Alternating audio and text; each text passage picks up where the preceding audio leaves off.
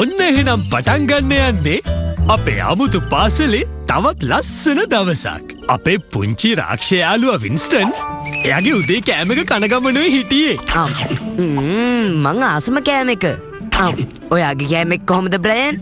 මේක නම් මෝර රසයි. අයියෝ බලන්නකෝ ළමයෝ. අද ඉස්කෝලේ වහලා කියලා මට දැන් ආරංචියක් ආවා. යේ මට තාත්තෙක් කියන තව දවසක් හම්බුණා. අපිට පාක් එකට වින් බීම් බෝල් සෙල්ලම් කරන්න පුළුවන්. ඊට පස්සේ ඩ්‍රැගන් මවුන්ටන් එකේ මුදුනටම නගින්නත් පුළුවන්. එහෙම කරන්න තිබුණා නම් හොඳයි ඉතින්. ඒත් මට අද වැඩට යන්න වෙනවා. කමක් නෑ. ආච්චිට පුළුවන් මාත් එක්ක සෙල්ලම් කරන්න. මං හදිසි වැඩ වගේකට එළියට යනවා. පරිස්සමින් ඉන්න. ඔන්න ආච්චිත් එළියට ගියා. එයාට වැඩ වගේ කරගන්න තියෙනවා කියලා කිව්වා. අන්න ඒ නිසා මං ඔයාව බලාගන්න විශේෂ කෙනෙකුට මෙහෙට එන්න කිව්වා. කවුද කියන්නකෝ? එයා තමයි මිස් ක්‍රිසල් ස්නීෆ්. ඔන්න කියනකොට මෙයා ඇවිත්. මිස් ක්‍රිසල් ස්නීෆ්? අයියෝ නෑ. එයා මට කියයි පාඩම් වැඩ විතරක් කරන්න කියලා. ඒක හරියට ඉස්කෝලේ ගෙදරට අරන් එනවා වගේ. අන්න එයා එනවද කොහෙද? අපේ වින්ස්ටන් ඔයානකම් බලන් හිටියේ. මං එළියට යද්දී මෙතනනේ හිටියේ. වින්ස්ටන් මං එයාව හොයාගන්නම්. ඔයාට දැන් යන්න පුළුවන්. හොඳයි. එහෙනම් මං ගෙන් එන්නම්. බයි වින්ස්ටන්. මට හිතාගන්න බෑ මේ අපේ වින්ස්ටන් කොහෙටද ගියේ කියලා. එයා මේ කබඩ් එක ඇතුළේවත්ද? නෑ. මේ කබඩ් එකේ බලමු. නෑ. එයා මේ සිදුරෙන් පහලට වැටිලා නැතුව ඇති කියලා මං හිතනවා. Good roaring, Miss Grizzly Sniff. Roar. Good roaring, Brian. Roar. මට අමතකුණානවා මේ සතියේ වින්ස්ටන් එක්ක ඉන්න කියලා. ඔයා දන්නවද එයා ඇයි හැංගුනේ කියලා? අද ඉස්කෝලේ නිවාඩු හින්දා එයාට ඕනේ පාක් එකට ගිහින් වින් බෝල් සෙල්ලම් කරන්න. මාර වැඩක් නෑ. මටත් ඕන වෙලා තිබ්බේ ඒක හරියටම කරන්න තමයි හැබැයි. අපරාධ හැබැයි එයා ඉන්න තැනින් එළියට එන්නේ නැති එක. මම මේ ඉන්නවා මිස් ක්‍රිසල් ස්නීෆ්. මම මේ අපේ බ්‍රයන්ට කිව්වා විතරයි. මාත් පාක් එකට ගිහලා වින් බෝල් සෙල්ලම් කරන්න ආසයි කියලා. ඔයත් ඒ වැඩේට ආසයිද වින්ස්ටන්? ඔව් නියමයි.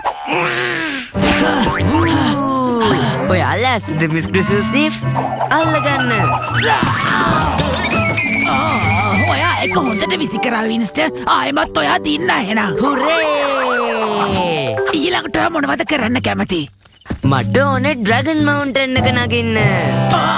අපොයි දෙයනේ. ඔයාට විශ්වාසයිද? ඔව් අනිවාර්යෙන්ම. මේ වින්ස්ටන් වොන්ඩර්වින්ස් කිසිම රාක්ෂයෙක් කවදාවත් නැගලා නැති තැනකට බය නැතුව නගිනවා. ඒත් ඒක නම් මාර මුසයි වගේනේ. තව එක අඩියයි මං එක කළා. හුරේ! මම මෙච්චර උඩවල් වලට කැමති නෑ. මිස් ක්‍රිසල් ස්නීෆ්, මිස් ක්‍රිසල් ස්නීෆ්. අයියෝ වින්ස්ටන් ඔයා ඒකේ මුදුනටම නැගලානේ ළමයෝ. දැන් මට පල්ලයට බහින්න බෑ. බය වෙන්න එපා. මං ඔයාව ගන්න එන්නම්. අපොයි දෙයනේ. මේක නම් එවරස් කන්දටත් වැඩි උසයි වගේ. මගේ පස්සෙන් එන්න වින්ස්ටන්. අපි ඉක්මනටම පහලට යමු. අර මොකද අර? මේක ලිස්සන බෝටුව මිස්. මේක තමයි පල්ලෙහාට යන්න තියෙන ලේසිම පාර. එන්න. මම මේ වගේ වැඩවලට දක්ෂ නෑ හැබැයි. ඒක ඔයාට කරන්න පුළුවන් මිස්. අත්අරින්නකෝ. අපොයි දෙයනේ. හරි. එහෙනම් යමු. අපි ඒක කළා. ඔව් වින්ස්ටන්. ඒත් ඔයා හිටියේ නැත්තම් මට ඒක කරන්න වෙන්නේ නෑ. දැන් කෑම කන්න වෙලාව හරි. යමි. ටඩා! මේක මගේ විශේෂ කෑමක්. ටෝස් කරපු පාන් පෙත්තකුණ ජෑම් ගාලා තියෙන්නේ. වව් මගේ ආසම කෑම. මේකේ සාමාන්‍යකට වඩා වෙනස් රහක් නේ එන්නේ. මං මේකට ටොමැටෝ සෝස් චුට්ටක් දාලා තියෙන්නේ වින්ස්ටන්. හොඳයි නේද? මං ඒකට ආසයි. මාත් ගොඩක් ආසයි. හරි එහෙනම් දැන් සෙල්ලම් කරන වෙලාව. කඩු කඩුව එනු සතරට. එක නේද? බලන්නකෝ එක වැටිච්ච නිසා මං ආයේ පටන් ගත්ත තැනටම ආවා.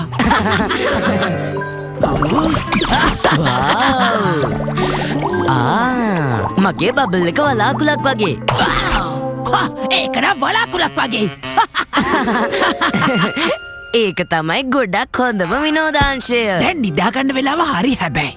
ඒත් ඊට කලින් අපිට පුළුවන් රෝරි කතාවක් කියවලා ඉන්න. කැප්ටන් සයිමි බියඩ් එක්ක වීර කතා දෙක කොටස.